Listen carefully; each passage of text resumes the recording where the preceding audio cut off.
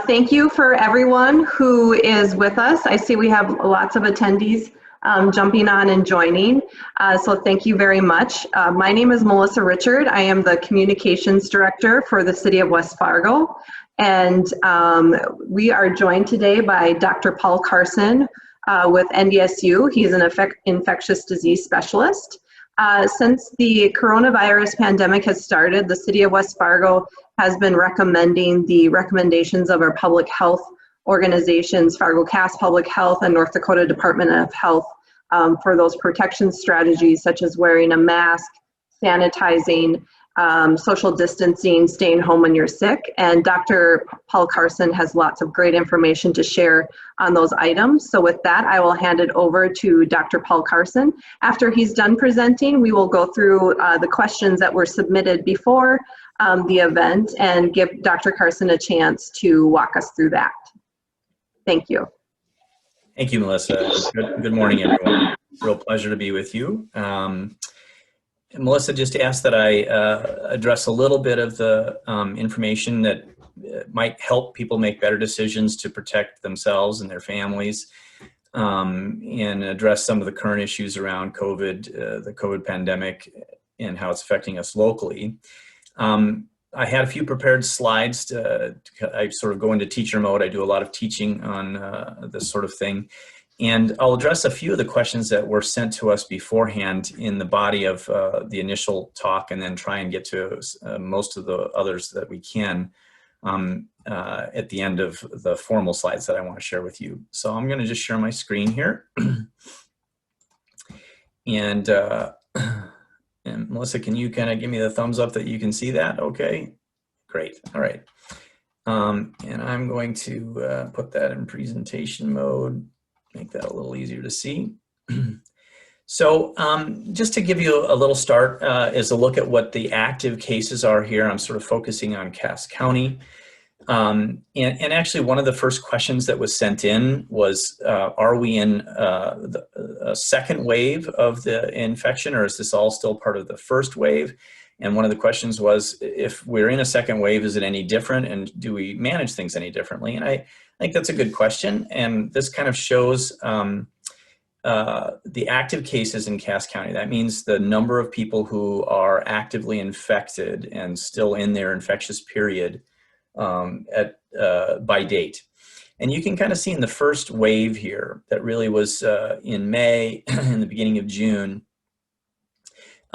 that a lot of the cases, which are in red here, were in long-term care. This was in our nursing home, anywhere from around 15 to, I think at a high, we were up to like 25% of our cases were in long-term care staff and in long-term care residents. And there was big efforts to try and prevent that. I mean, we had been trying to prevent that by a number of different means, but we incorporated much more rigorous testing on a regular basis. All the staff is tested and the residents are tested now regularly, and then staff are furloughed if they are found to be positive. That really brought the cases down in long-term care. And we had a little bit of a summer reprieve. So I think, you know, with bringing the cases down out of long-term care, getting the benefits of a lot more activities of being outside, there are probably some benefits of warmer, humid weather, making the virus a little less viable or easy to transmit. We got a little bit of a benefit in the summer, but we're certainly seeing a big wave come back again. And now we have more active cases than we've ever had. And so I would call this a second wave. I think the second wave does correspond to some degree with the restart of school. And we think we saw, particularly in higher education, both in Grand Forks and in Fargo, when students came back to campus, there was kind of a real wave or a surge of students coming from all over back into Fargo, back to Grand Forks, for example, and kind of a wave there. And we saw particularly spikes in cases in the 15 to 24 to 29-year-old age group. That was the predominant number of cases. It's still predominantly in the 20 to 29-year-old group, but it's moving out of that younger group and now shifting more to the general population. So we're seeing almost as many cases in the 30 and 40 and 50-year-olds now. So Again, differences being less in long-term care, although we still have some. And one of the things I would sort of point out is this idea that you sometimes hear, like, maybe we can just let it go in the general, in the younger, healthier population, but shelter and separate the vulnerable and the people, who are more at risk. I wondered about that myself at the beginning of all this epidemic. I have come to believe, and I think most public health experts have come to believe, that's just not possible. We are just too interconnected.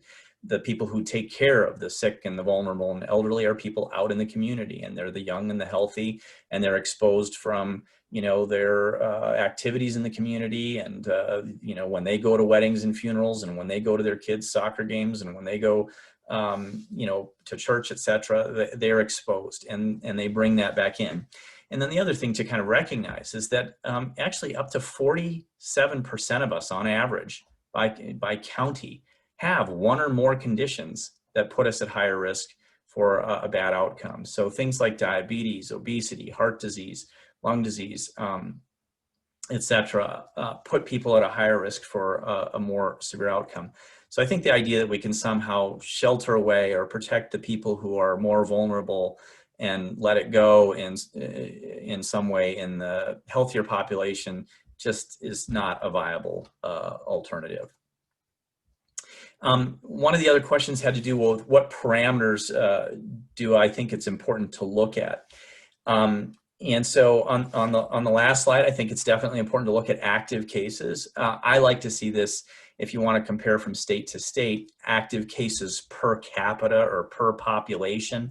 This is just total active cases, and that's a good trend to follow. But if you want to kind of know how we stack up against our neighboring states or other parts of the country, one of the sites I've come to look at a lot, and I don't have stock in this or anything, but the Washington Post has a tracking site where they actually adjust all of this per population or per 10,000 people. And so you can see how our cases and how our hospitalizations and how our deaths per population stack up. And right now, North Dakota is not looking too good.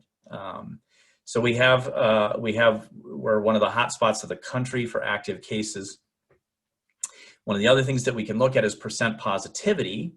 Now, we are one of the most tested states in the country. At the last place I looked, we were number one for testing per capita. So, of course, if you test more, you will find more. But the other way you adjust for that is percent positivity. And our percent positivity is going up. So this is the percent of cases that are positive over all tested cases, and that's just steadily creeping up. I think a more objective measure of things, one that doesn't depend on how much of the population you're testing, how many asymptomatic people versus symptomatic people you're testing, is hospitalizations. And so this is one I look at very, very carefully. And as I mentioned, the Washington Post will give you these kinds of numbers adjusted per population. And so you can see the gray bars here are hospitalizations in non-Cass County residents. The red are hospitalizations in Cass County residents. And, early on in our first wave, we were having, anywhere from like 2 to 5 or 6 hospitalizations a day, had several days where we didn't have anybody admitted. Now we are at 10, 15, 20, 25 plus a day, people being hospitalized in the state. And even though it looks like not very many of them are in Cass County residents, these definitely affect all of these hospitalizations affect our local hospitals, because these people who are hospitalized come from all over the state. Many of them are sent to us for their care because hospitals in Minot and Bismarck and Dickinson, et cetera, are full. And our hospitals are on the verge of being very full as well. So we're hearing more and more about our hospital systems being very stretched, working at maximum capacity. And so I pay a lot of attention to this measure, as I think all of us should. And then I want to kind of spend a little bit of time on how we protect ourselves. And so there's a lot of talk about masks. Do they work? Don't they work? Should they be mandated? Shouldn't they? I'm not going to really get into the politics of things, but I want to show you the evidence that suggests that they really do help. and that we, by whatever means we can, we should be increasing our use of masking when we're out in public. And many of you are aware there's a big campaign right now in North Dakota around education and promotion of masking called the Mask Up North Dakota campaign. So first, I just show you briefly a little video that I think gives a visual of how masks work. So this was a nice study that was done by some engineers that was published in a medical journal called Thorax. And what they did was they had a individual count from 1 to 10, cough and sneeze without a mask, with a 1-layer cloth mask, with a 2-layer cloth mask, and with a medical or surgical mask. And you can see when you count, here he just said 2, here he said 3, you see lots of droplets get emitted, less with the 1-layer cotton mask, but you still see some, even less with the 2-layer cotton mask, still a few, and almost none with that medical or surgical mask, which, by the way, you can find in many, many stores now. Many stores, Menards, Costco, Lowe's, all kinds of places are carrying these medical masks. If I kind of bump this up a little bit further to cough, again, no mask, a 1-layer cloth mask, a 2-layer cloth mask, and a medical mask, you can see more droplets emitted. The 1-layer blocks them a little bit, 2-layer maybe a little bit better, the medical mask, very good. And then kind of the, big daddy of them all here is a sneeze. And again, no mask, 1-layer, 2-layer, medical mask. And you see an enormous amount of droplets propelled at a significant distance with a sneeze. Fair number of those getting out with a 1-layer, decent blockage with 2-layer, and very good blockage with 1-layer. Now, these viruses travel in these droplets. They don't float or travel as free virions. And so you can just visually, it's very intuitive to think that if you're blocking that many droplets, you're clearly decreasing the amount of volume of virus that goes out. And so a lot of the earlier discussion about when public health was saying we don't have good evidence that masks work, that was around masking to protect me as an individual. And that was based mainly on influenza studies. And actually the viruses are somewhat different. Influenza may be spread a little more readily by touch surfaces, less so with SARS-CoV-2. And most of those studies were in a healthcare setting, not in wearing them out in general public. And we're getting now accumulating evidence that when people wear a mask for source control, for me to stop the spread of potentially infectious droplets, recognizing that up to 40 to 50% of transmission comes from people who are asymptomatic or pre-symptomatic. So before they're manifesting symptoms, they are shedding virus, and up to half of our infections are spread from that no or pre-symptomatic period. So now we're getting more evidence that masks work for source control. One, it was a case published in the Canadian Medical Journal of a Toronto resident who was working in China. He was in Wuhan, traveled to international airport in Guangzhou, where he was starting to get sick. This was early in the epidemic. He started to experience some low-grade fever, muscle aches, and some cough.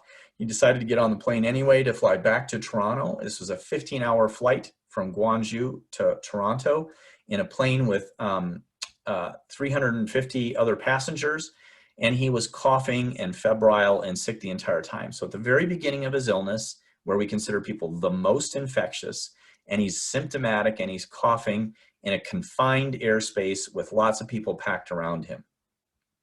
The next day, his wife started to get sick as well, so the both of them went in to get tested. They both tested positive. This launched a public health investigation of the 350 contacts or passengers that traveled with him, 25 who were seated within 6 feet of him. And what they found was that there was no transmissions, not one transmission in this highly, high risk setting.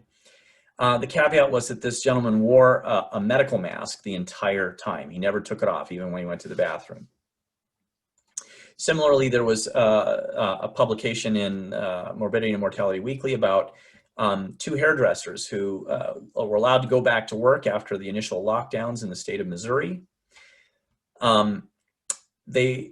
The first one started to get sick with some symptoms. She decided to keep working because her symptoms weren't real severe.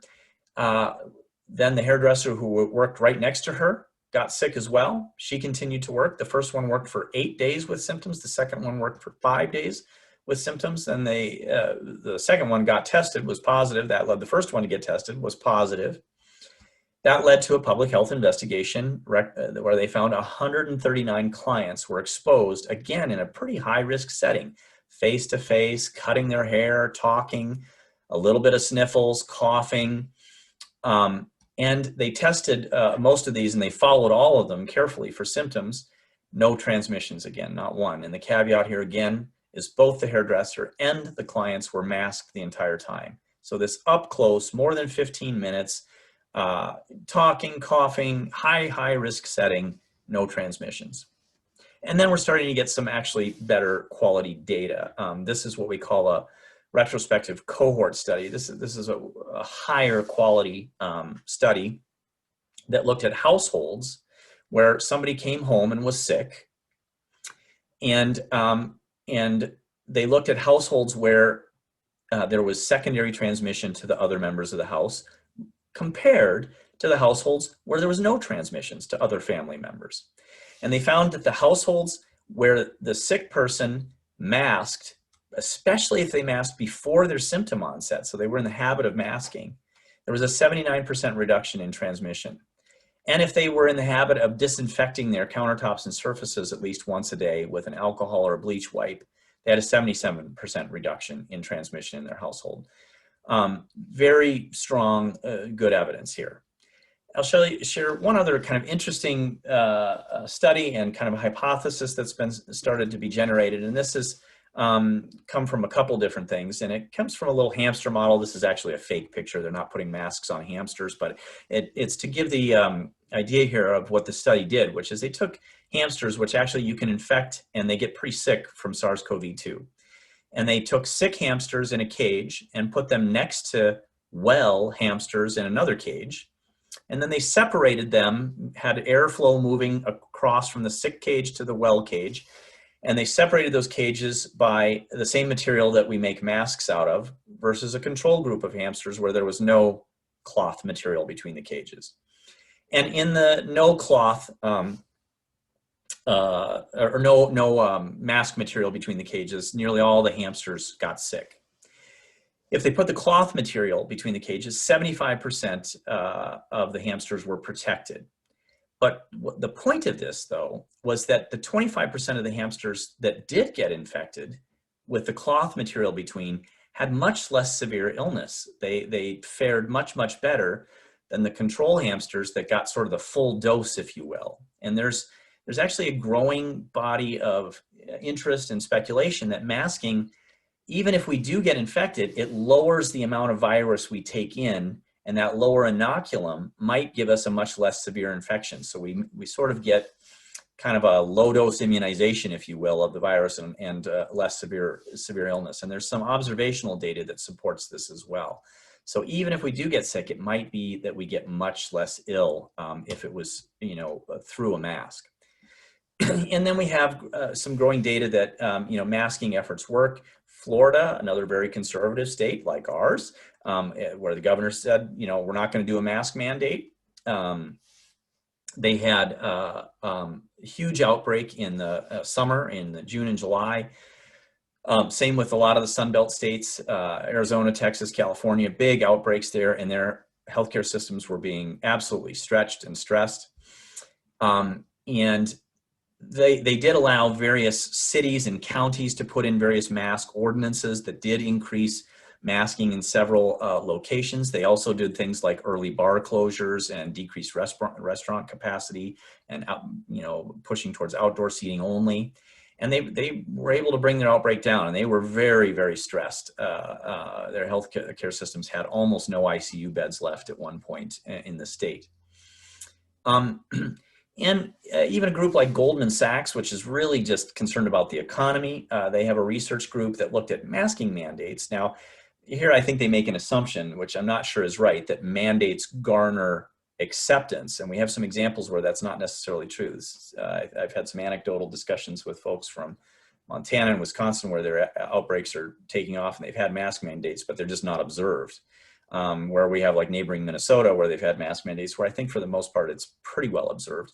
So it's really about masking. But what they estimated is if they could increase masking by 25%, they had kind of economic models that showed it would lower the infection rate by about 60% and would be able to prevent lockdowns that could save up to 5% of our gross domestic product. I mean, they were concerned about business and the economy and money. And they were kind of saying, we've got to get, to a higher rate of masking. I mean, and that's their goals weren't that auspicious here. It was 25% increase to save huge amounts of our economy. Now, you get some questions about, is mask wearing an excessive burden on us, or is it potentially bad for you? This is my daughter, Grace. She's a third-year obstetrical resident in Missouri. Her typical workday is about 12 hours. She frequently, when on a call, has to work over 24 hours. She has to wear a mask the whole time at work. And in addition, whenever she has to do surgery, she has to wear a face shield, and she's doing surgery much of the day. One of her co-residents took a picture of her asleep on the resident lounge, couch with her mask on. And she said, she just doesn't even notice it anymore, and doesn't find this really a burden at all. So we have many healthcare workers wearing these for hours and hours. And as my daughter said, she almost on a weekly basis has to wear these more than 24 hours straight. To kind of prove the point even further, this doctor from the UK who was training for a marathon did one of his pre-marathon runs, 22 miles, wearing a cloth face mask, a double layer cloth face mask, and he put an oxygen meter on his finger the whole time, and it was completely normal, unchanged the whole 22-mile run while wearing that mask. And a more formal study has been done on this that looked at veterans with chronic lung disease, COPD, compared to 50 healthy residents working in the VA system. And they checked their oxygen and carbon dioxide levels kind of at baseline, 5 minutes after wearing a mask, 30 minutes after wearing a mask, and then 6 minutes after they have them get up and walk, which with people with chronic lung disease can kind of be a significant stress on their pulmonary system. And they found no changes in either oxygen levels or carbon dioxide retention. It was essentially immaterial. It did not do anything. So I know that some people do have problems wearing a mask with, like, if they have like anxiety or sort of claustrophobia, that can be an issue. Some people have had some issues with some skin irritation, if they wear them for prolonged periods of time. But for the most part, it's very well tolerated. A few masking no-nos. We don't like to see masks under the nose, and boy, I see that all the time. Respiratory droplets come out of both orify, the mouth and the nose, so let's cover both up. We really don't want people to be using these masks with an exhaust valve. That's basically a way of exhausting your breath without going through the filtering of the mask. It makes it a little easier to breathe, but it defeats the whole purpose of using the mask for source control. And we'd really like people to get away from using these sort of neck gaiters, which are sort of sheer material, scarf-like material. That actually in some simulations has been shown to break up the droplets into smaller sizes, which may actually float better and travel further.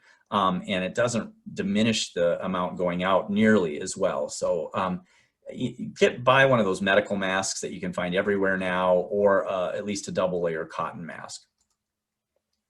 Some people I've heard say, well, aren't we just kicking the can down the road? Like, I mean, what's the end point here? Are we going to live in masks the rest of our lives? Or are we going to live, in isolation the rest of our lives? And maybe we just need to kind of just get through this until we get to some kind of herd immunity and quit kicking the can down the road. Well, I actually would make the case that kicking the can down the road is a very good idea and a very good strategy, because down the road are vaccines and treatments, and maybe not very far down the road at all. So if we can kick the can down the road a little bit here to avoid cases, hospitalizations, and deaths, we may be able to do a much better job of that very soon with vaccines and treatments. We think that the two leading candidate vaccines, one is the Pfizer vaccine, one is Moderna, have a very good chance of being released by the end of the year or early next year.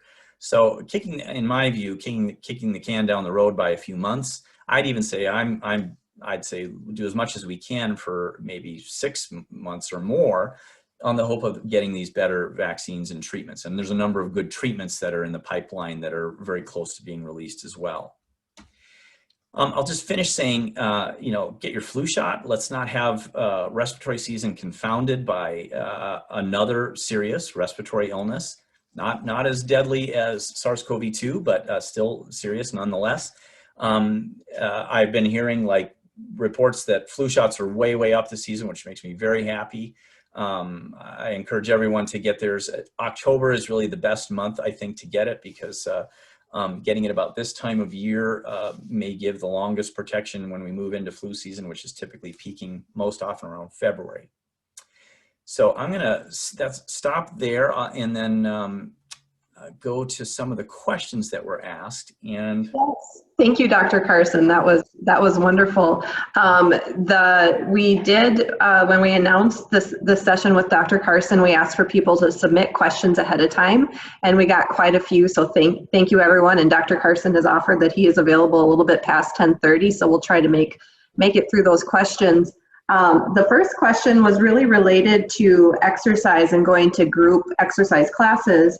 And the specific question was, is it safe to attend group fitness classes at the gym? We're 6 feet apart, but we're unmasked. Given that the 6-foot rule is no longer applicable in enclosed spaces, I'm unsure if attending group fitness classes is a safe choice anymore. So we were wondering if you could comment on that. Yeah, it's a very good question. And I think, if I remember, part of that question initially too was question about, is it airborne or evidence of airborne? And that gets to be a really confusing term that I'm going to give a I'm a teacher, so I'm going to give a long-winded answer, kind of teaching about this a little bit. So when we cough, talk, sing, breathe, we emit a variety of sizes of respiratory droplets. Some of those are kind of large to medium-sized droplets that fall to the ground within a few feet. And some of those are tiny, making the nomenclature confusing. They're called infectious droplet nuclei. So those are tinier particles that float for minutes to sometimes hours. And we have in the past, as infectious disease physicians, have sort of made a kind of a binary separation, like some diseases are droplets and some diseases are airborne. And the droplet ones are just spread by these things, and the airborne ones are spread in these tiny droplet nuclei. So the airborne pathogens are things like tuberculosis and measles and chickenpox. And the droplet ones are more like whooping cough and influenza and a lot of the cold viruses. Well, the truth of the matter is that there's a few things that are kind of in between. And SARS-CoV-2 is most of it, we think, the vast majority is in this droplet category, but some are sort of in between.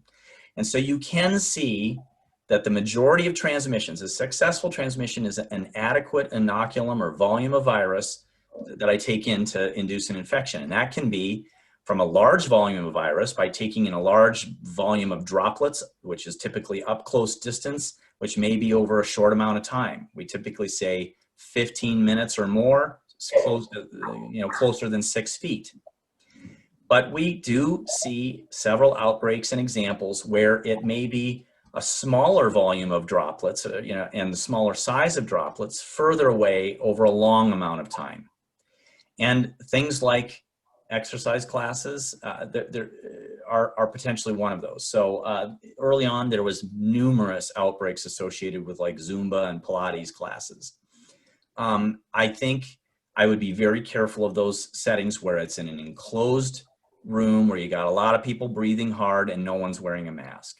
I think you could probably do that if it's a shorter amount of time and everybody is masked, and that there's good disinfection of the place in between classes.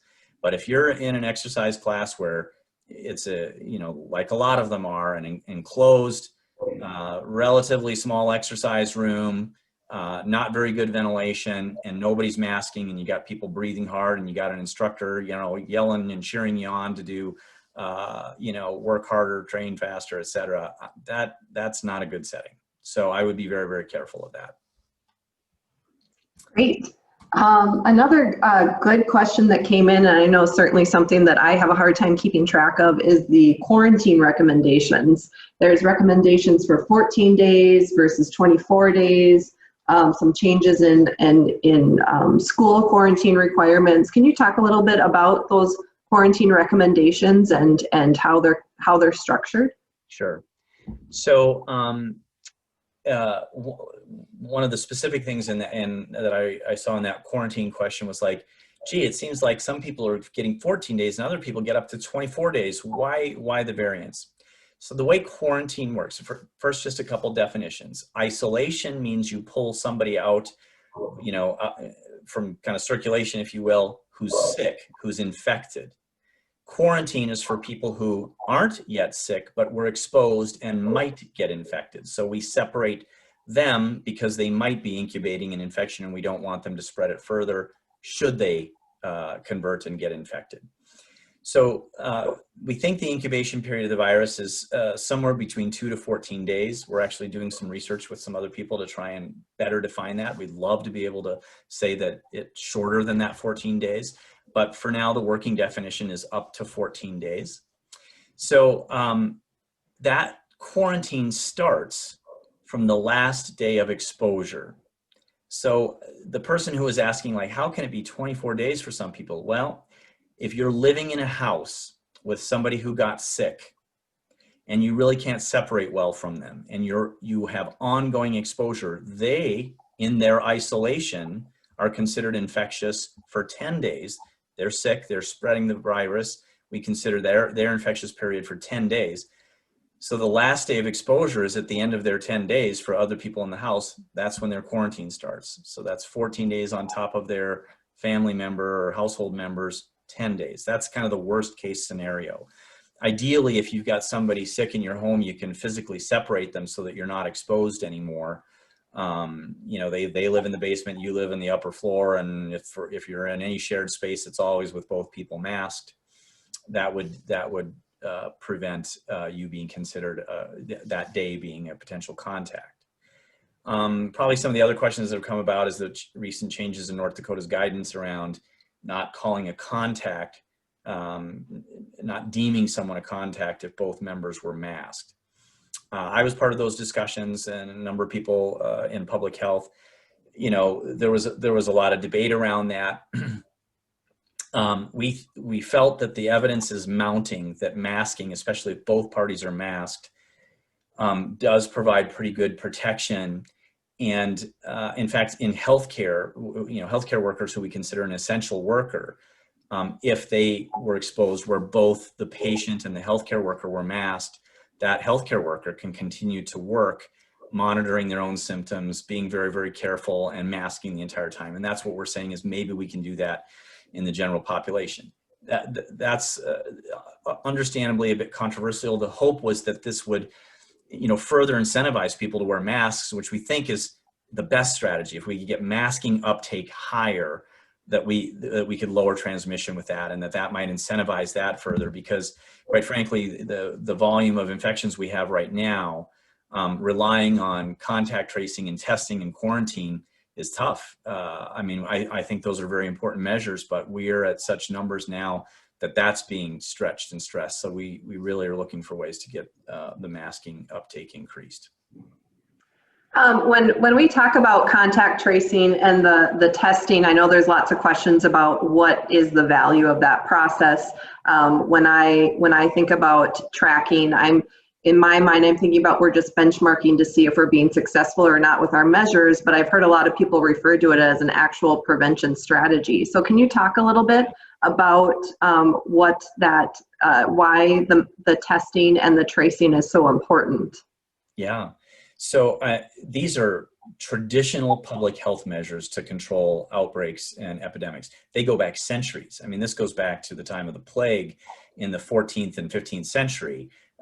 Quarantine comes from the Italian word quaranta giorni, which was 40 days. If a ship came in, had to sit out in harbor waiting to make sure they weren't carrying plague into the city. These are long-standing, well-recognized non-pharmaceutical measures when we don't have like a great treatment or a great vaccine to try and pull away the sick and separate the exposed so that they don't further spread it to other susceptible members. And so particularly when we've got something, this is harder with a disease that has up to 40 to 50% of the transmission asymptomatic or pre-symptomatic. It's an easier thing if you're only spreading it with symptoms, because then we can just say, hey, you're symptomatic, we're pulling you out and all you're exposed. Now we have to also rely on more aggressive testing to find even those asymptomatic people. And so we really like people who were contacts or even think they might have been in contact. Get tested. Let's find if you're asymptomatic, so you're not inadvertently passing it to grandma and grandpa when you go to visit them, or at that wedding that you go to visit.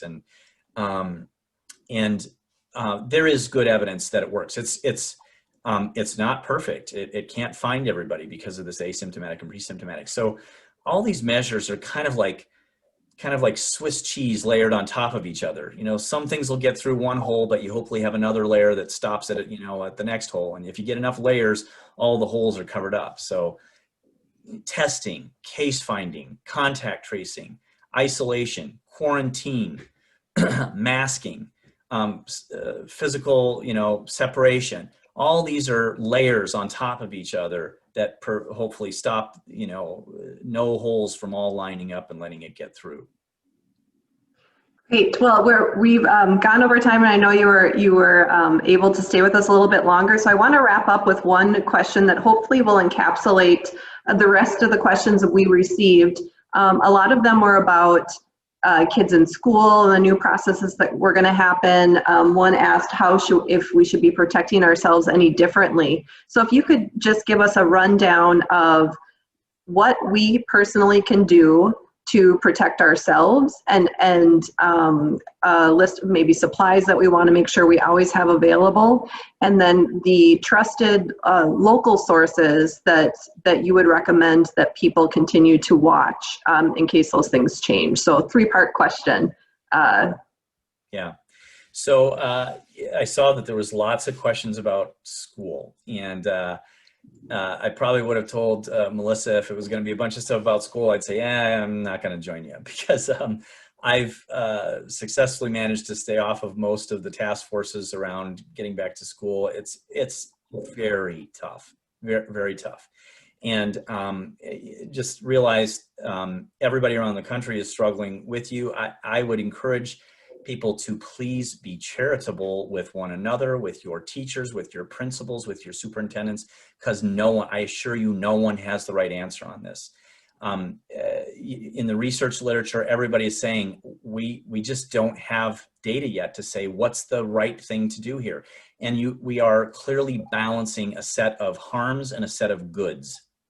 So on the goods and harms side of things, I will just say the American Academy of Pediatrics and a lot of other experts in childhood illnesses, childhood health and well-being have said we cause a lot of problems if kids aren't in school. That school is not just learning, it's childcare, it's nutrition, it's mental health, it's a safety valve against domestic violence.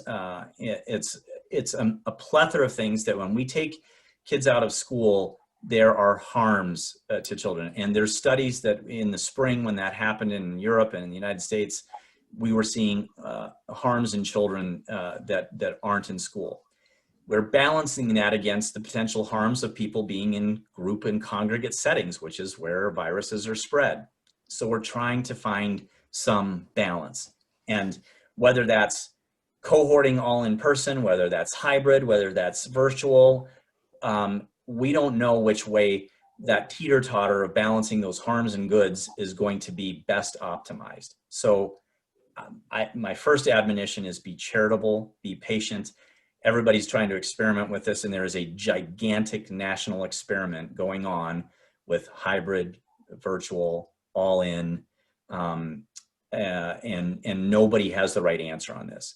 The overall consensus from the pediatric community is that kids should be in school in one way, shape, or form or the other, because there are a lot of other downsides. And those downsides of not having them in school, and those downsides especially affect the poor and the marginalized and the people who don't have resources. I mean, I don't know how it is in North Dakota or West Fargo in particular, but nationwide, 20% of kids don't have access to a computer and internet in the home. So, you know, when you say virtual and a hybrid, I mean, 20% of kids nationwide can't even really do that.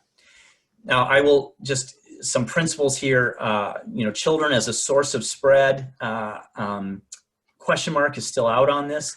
We know that children have less of the receptor in their nasopharynx and throat that for the virus that attaches. So they're physiologically should be less susceptible. We clearly see that severe disease in children is much rarer than adults. Thank God that, you know, kids for the most part do well. That's not 100%. We've certainly seen kids, and we just had the well-publicized 17-year-old senior in high school who very sadly succumbed to this virus. But for the most part, kids do very well. There are multiple studies showing children are a rare source of household spread. They account for maybe 5 to 10% of secondary cases. Vast majority is from adults. European countries that opened schools earlier last year found no increase in cases. And there's been several reported cases of an ill child attending school with multiple identified contacts and no transmissions. As time accumulates, I suspect we'll find cases where that did happen. And we've heard that certainly with sports teams and so on. You asked about resources. I like this one from Harvard and Mass General Hospital. It's called the Harvard Resource Library. And I think if you just type, you know, Google Harvard Resource Library, schools, COVID, you'll find this. It's a very good resource. You know, you asked about what things to haven't happened. You know, we've heard some people trying to talk about making masking optional in schools. I think that's a really bad idea. I think masking should be absolutely mandatory in schools. If you're going to have students congregating together, at least use that tool, which should, I think, theoretically protect them. You hear about, you know, I have some family members who are teachers, and they were very anxious about going back to school and teaching. Understandably, I think actually teachers should understand that the risk to them is probably far more from their own families and from going into the teacher's lounge and socializing with their colleagues over lunch or over a coffee break or whatever than from the students. So I'd be very careful about your collegial relationships and what happens outside of school. I think if you're doing the measures where you try and space as much as possible in the classroom and everybody wearing masks. There's some debate about eye protection as well. You know, you kind of hate to think about adding a face shield, but there was an interesting study out of China that found people who wear glasses seem to have less infections than people who don't wear glasses. And we know that the receptor for the virus is on the eyes. You know, that may be an added thing. If we were to find maybe increasing numbers of outbreaks in schools, I would think about adding that as another measure before closing schools. And materials to have on it. So masking materials, the right ones, not neck gaiters, not scarves. Get the medical masks or a double layer cotton mask, and disinfecting surfaces. I'd say at least once a day, maybe if you're changing classes or people are moving in and out, maybe in between those, and that should be with at least 70% alcohol, ethanol, alcohol. Isopropyl alcohol does work too, or a bleach wipe. I think that's probably I would definitely do that. I think it's important. I think it's less important than the respiratory droplets. And then on the masking, you know, what to do with your masks. If it's cloth, I think washing that every, 1 to 2 days or rotate them. I have several and I just rotate them. If you let it sit for 2 to 3 days, virus doesn't survive more than a couple days on, actually probably doesn't survive much more than a day on cloth, and on that medical material, probably not more than a couple days at the most. So if you rotate them, virus doesn't survive, and washing the cloth. Other questions, Melissa? Anything else you'd like to throw out? And I did talk with Melissa, but I think it would be good to have a similar kind of webinar specifically about the school questions, and maybe getting a couple of my colleagues who are moms and pediatricians and who are a lot deeper in this than I am would be really great if you could do that. Absolutely. We'll certainly work on getting something like that organized. I think you've covered a lot of great information, and if there's and you covered the data points that you watch and the sources that you would think were important. I wonder if you can, because there is so much information out there, if maybe you could, as a final thought, repeat what you would recommend watching, just to help those of us at home cut through all the information and know what a trusted source would be, along with the local media, obviously, and our local public health, our local public health and the Department of Health, but those sources and data that you would recommend. Sure. So if you're a little bit wonky and you like to follow the numbers, I've switched this around, and I certainly follow, a number of different sites, but I've come to like the Washington Post because they adjust everything per population. So I like their website. I regularly follow similarly the data on the North Dakota Department of Health's website. The North Dakota Department of Health has a lot of information for the general public that's very, very good. So does the CDC. You can get a little bit lost in the CDC, but if you look for, information to the public, they sort it out to healthcare providers, to, public health officials, and then they have sections that are aimed more at the public. I encourage you to look at those. I mentioned that Harvard General Resource Library, which was about getting kids back to school and what's the data, what's our knowledge. They have a very good resource library on that. Just excellent. Those I think would be the few. You can spend a lot of time out there, looking at a lot of this stuff. But CDC, North Dakota Department of Health, Washington Post site, New York Times has some very good stuff as well. The Harvard Resource Library would be all, I think, very good resources for people to look at.